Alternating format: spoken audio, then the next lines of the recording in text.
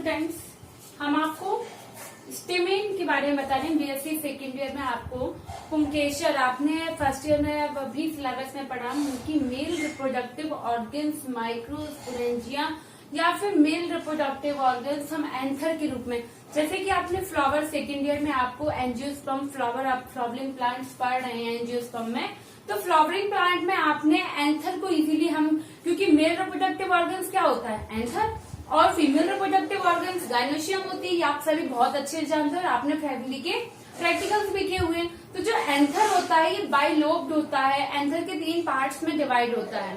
ये ऊपरी भाग जिसे हम लोब कहते हैं, और फिलामेंट लंबा पुतंतु होता है, ठीक है, और एक कनेक्टिव होता है जो इसको एक दूसरे से जोड़े रखता है, ठीक है ना। तो इसी प्रकार से जो हमने इसके पार्ट्स आपको बताए हैं, 3 पार्ट्स में जो आपका एंथर होता है वो डिवाइड होता है। कि सपोज आपको मैं थोड़ा सा याद दिला दूं कि हमारा एंथर इस टाइप से हम बनाते हैं, ठीक है। जो 4 लोब, बाइलोब, अलग अलग शेप में हम कई प्रकार के एंथर शेप वाइज होते हैं, डॉर्सीफिक्स, डॉर्सीवेंट्रल, है ना। तो इसी प्रकार से जो एंथर होता है, तो ये इसका फिलामेंट होता है, ये एंथर लोब, और ये कनेक्टिव कहलाता है। तो जब एंथर का हम सेक्शन कट करते हैं, परागकोश जिसे हम कहते हैं पुंकेसर, हिंदी में आप लोग पुंकेसर कहते हैं, आपने 12th में भी पढ़ा है। गुड़हल का कनेर का फूल, आप इजीली, बहुत छोटे होते हैं, किसी में बड़े भी होते हैं आकार में। तो अलग अलग फ्लावर एंड फैमिली के अकॉर्डिंग सभी प्रकार के एंथर्स पाए जाते हैं। और एंथर्स के अंदर मेल रिप्रोडक्टिव ऑर्गन्स में, यहाँ पर एंथर में क्या बनते हैं, माइक्रोस्पोर्स, या हम कह सकते हैं एंथ्रोजॉइट्स, बहुत छोटे छोटे पॉलिन ग्रेन्स भी आप कह सकते हैं, ये बनते हैं।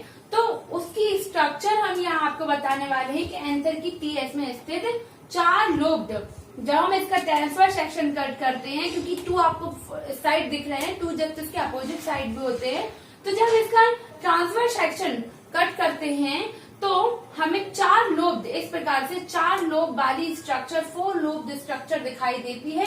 उसी 4 लोब स्ट्रक्चर को स्टेमेन जो हम कहते हैं, इसमें दिखाया गया माइक्रोस्पोरोफिल स्टेमेन और माइक्रोस्पोरोफिल, ठीक है, इसको हम पुंकेसर अथवा लघु बीजाणु पर्ण भी, तो बहुत सारे नाम से आपको चीजें हो रही हैं तो आपको लग रहा है, लेकिन आप सभी जानते हैं और ये सारे आपके वर्ड्स यूज होते रहते हैं, ठीक। तो ये किस प्रकार से होता है, कैसे अरेंजमेंट होता है, इनके लगने का क्रम भी, इंट्रॉस, एक्सट्रॉस, ये सारी कंडीशंस मैंने आपको फैमिली में भी बताई हुई है कि किस तरीके से लगता है, क्या क्या इसमें पार्ट्स पाए जाते हैं, है ना।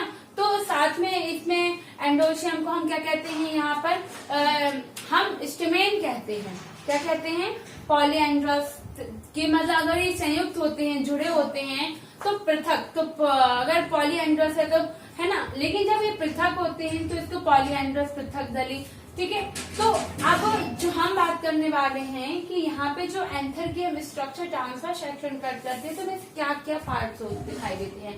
तो जो कनेक्टिव वाला पार्ट है, जो बीच में सेंटर में होता है, कनेक्टिव वाला पार्ट बाद में बनता है, और कनेक्टिव इस प्रकार से मध्य में, सेंट्रल में जो आप कनेक्टिव वाला पोर्शन है ये आपका होता है। ये वेस्कुलर स्ट्रैंड्स पाई जाती है। मैंने पूरा डायग्राम ड्रॉ है, इसकी सेल्स नहीं भरी है, यहाँ मैंने हाफ सेल्स इसलिए बनाई हुई है कि आप इतना पोर्शन इजीली देख सके कि इसमें कौन कौन से भाग होते हैं।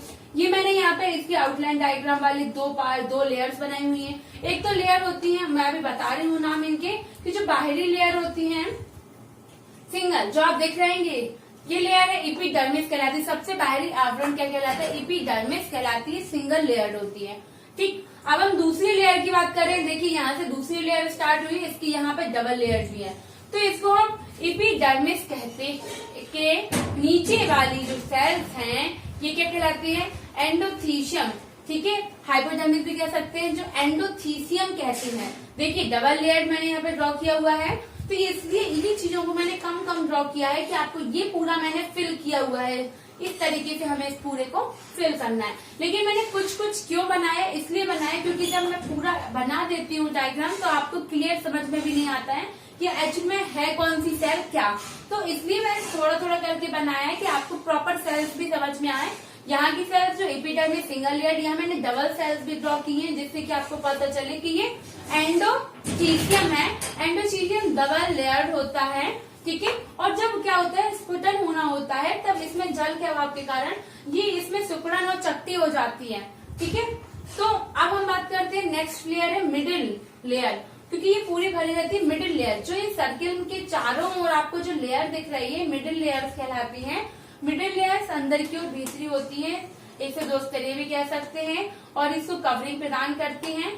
ठीक है, मिडिल लेयर्स इस प्रकार से हमने यहाँ पर बताया। अब हम बात करते हैं पॉलन ग्रेन। सेंटर में पॉलन ग्रेन है, लेकिन उसके पहले टैपेटम होती है एक लेयर। तो जो आपको ये दिख रही है बड़ी बड़ी सेल्स दिख रही हैं, आपको यहाँ देखिए चारों ओर ये बड़ी बड़ी सेल्स दिख रही हैं। तो ये बड़ी बड़ी सेल्स है क्या? ये टैपेटम कहलाता है। मैंने पहले भी एक शॉर्ट क्वेश्चन आपसे बनता है टैपेटम के नाम से, सेकेंड ईयर में शॉर्ट क्वेश्चन आता है, पॉलिनेंथर के नाम से। ये सारे क्वेश्चन इंपॉर्टेंट हैं आपको।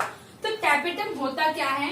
टैपेटम जब विभाजन के समय स्पोरोजेनस सेल्स का ये मदर सेल बनती हैं, तब ये बाहर की ओर एक भित्ति को काटती हुई टैपेटम की भित्ति कहती है, जिसमें पोषक तत्व, मिनरल्स, जल, सब कुछ इसमें पाया जाता है, और पॉलन ग्रेन्स को इनसे महत्वपूर्ण खनिज पोषण भी मिलता रहता है। और ये सुरक्षात्मक आवरण, कठोर सुरक्षात्मक आवरण के रूप में कार्य करता है। ठीक है, तो ये बड़ी सेल्स क्या है? आपकी टैपेटम की सेल्स होती हैं। ठीक, टैपेटम की सेल्स के बाद उन्होंने यहाँ पे कौन सी सेल्स बताई हुई है आपकी?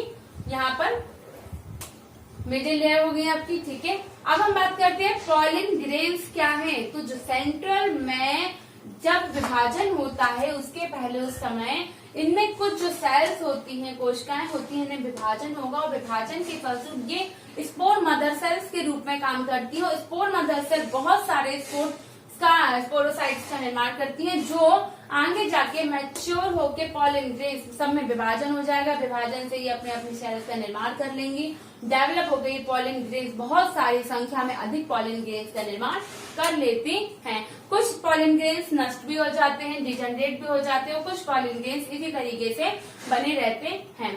जब इनमें दबाव और प्रेशर पड़ता है तब ये पॉलन ग्रेन्स भित्तियों के फटने से, क्योंकि जब यांत्रिक उद्दीपन हो गए किसी कारण से, जल स्ट्रेस के कारण ये भित्तियां क्या होती हैं, जो एपिडर्मिस, एंडोथीसियम की लेयर और जो ये आपकी टैपेटम लेयर, इतनी सारी लेयर्स के अंदर जब पॉलन ग्रेन सुरक्षित है, तो इसको फटने के लिए एक उद्दीपन थोड़ी ना आवश्यक है। इसमें कभी बहुत सारी प्रोसेस होंगी जिसके माध्यम से इतनी आसानी से पॉलन ग्रेन बाहर नहीं चिटकता है। या तो इनमें स्वयं स्फुटन होता है, सूखने, जल की कमी से, खिंचाव पड़ने के, प्रेशर, जल की हानि के कारण इन्हें खिंचाव पड़ता है, तब ये दरार पड़ने लगती है इनकी भित्तियों में, और ये भित्ति से फट जाते हैं, और फट के छिटक कर या किसी माध्यम से ये पॉलन ग्रेन्स बाहर निकल आते हैं।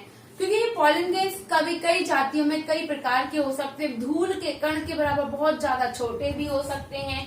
सभी प्रकार के पॉलन ग्रेन्स की संख्या भिन्न भिन्न होती है। तो ऐसे अनेकों जाति हैं, अनेकों जाति में विभिन्न प्रकार के पॉलन ग्रेन्स का परागकोशों में निर्माण होता है। ये मैं आपको 4 लोब स्ट्रक्चर और इसकी लेयर्स के बारे में डिफाइन कर रही थी। आपसे कोई भी क्वेश्चन, एंडोथीसियम सिंगल क्वेश्चन आ सकता है, आपको एपिडर्मिस आ सकता है, या फिर टैपेटम लेयर।